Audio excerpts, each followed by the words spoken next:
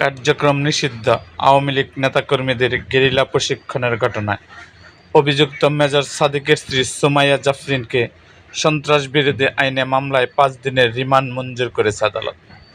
আজ বৃহস্পতিবার ৭ আগস্ট তাকে আদালতে হাজির করে মামলায় তদন্ত কর্মকর্তা ৭ দিনের রিমান্ড চেয়ে আবেদন করেন। রাষ্ট্রপক্ষে পাবলিক প্রসিকিউটর রিমান্ডের পক্ষে শুনানি করেন।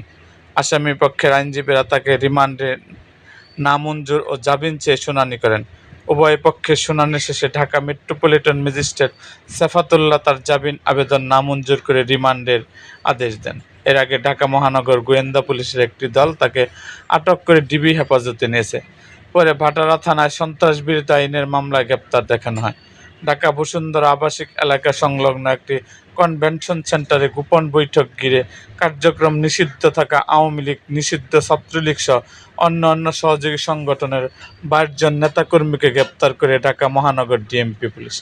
এ ঘটনায় রাজধানীর ভাটারা থানায় একটি মামলা করে পুলিশ। মামলাটির তদন্ত চালাচ্ছে গোয়েন্দা পুলিশ। গত ১ আগস্ট আন্তঃবাহিনী জনসংযোগ অধিদপ্তর আইএসপিআর জানান, ১৭ জুলাই অভিযুক্ত সেনা কর্মকর্তাকে তার নিজ বাসভবন রাজধানীর উত্তরা এলাকা থেকে আটক করে সেনা হেফাজতে নেওয়া হয় ঘটনাটি সুষ্ঠু ও নিরপেক্ষ তদন্তের লক্ষ্যে। এরই মধ্যে একটি তদন্ত আদালত গঠন করা হয়েছে এবং প্রাথমিক তদন্তে অভিযোগের সত্যতা পাওয়া যায়। পূর্ণ তদন্ত শেষ হওয়া সাপেক্ষে প্রাপ্ত তথ্য প্রমাণের ভিত্তিতে ওই সেনা কর্মকর্তার বিরুদ্ধে সেনাবাহিনীর প্রচলিত আইন ও বিধি অনুযায়ী যথাযথ শাস্তিমূলক ব্যবস্থা নেওয়া হবে।